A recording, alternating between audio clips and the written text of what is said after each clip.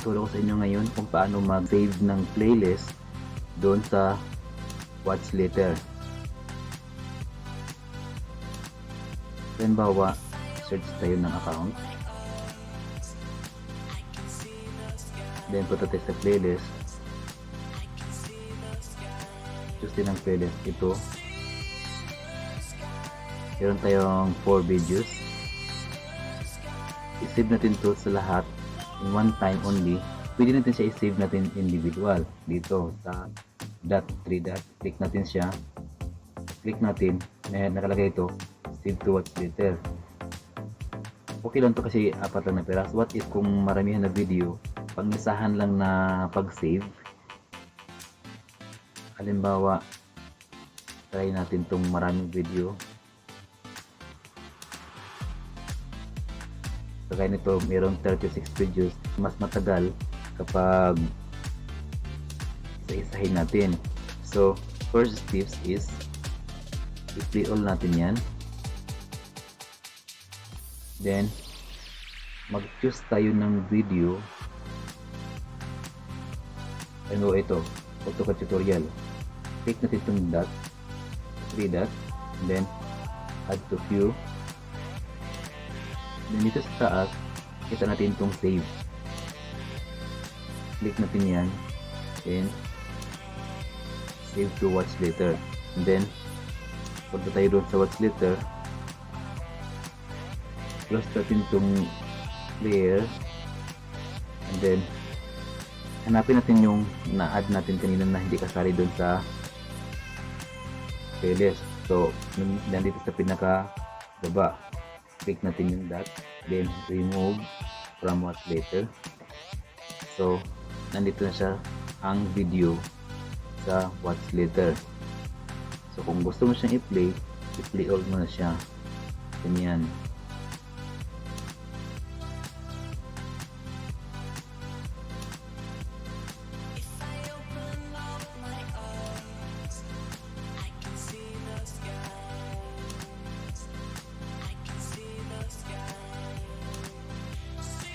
Ngayon, mag-save tayo ng playlist gamit natin ang link ng playlist.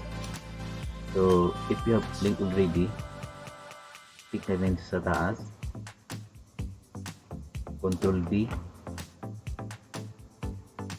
para sa link ng playlist, then enter.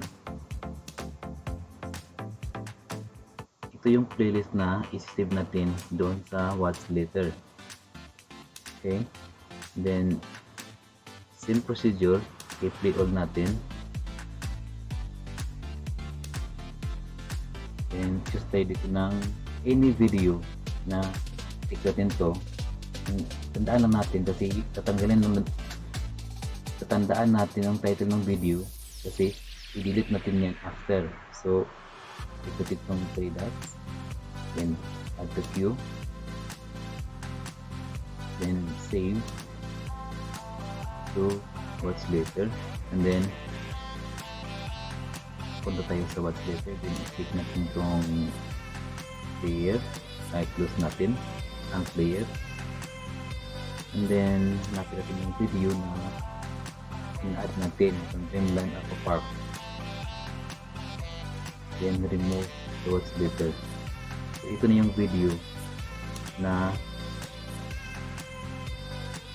ito na yung playlist na sinisave natin dito sa Watch Later.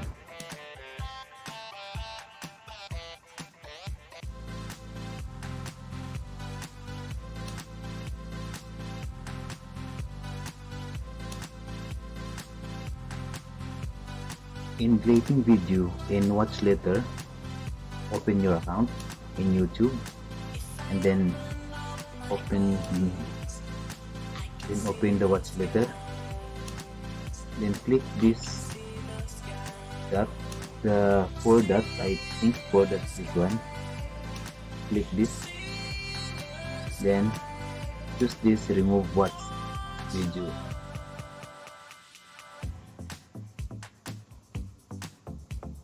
Then remove,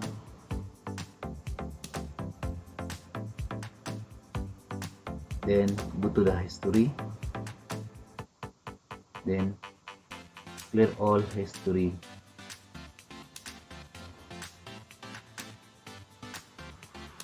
Take note guys, before you delete or clear the watch history, first open first the watch later and then remove all the videos, the watch videos.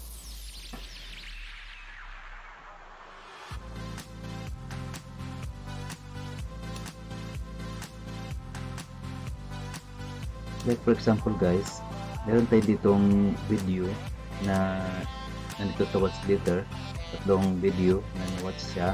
Halimbawa, hindi natin siya na-delete dito sa watch later, na-clear muna natin yung history, clear history, and then pagdating natin dito sa watch later, hindi natin siya ma-delete ng isahan, ng kalahatan. Kung i-click natin to, ang nakalagay lang dito, add videos. So, i-delete natin siya isa-isa, individual. So, mas mainam talaga na bago natin i-clear ang history is i-remove natin dito sa watch later.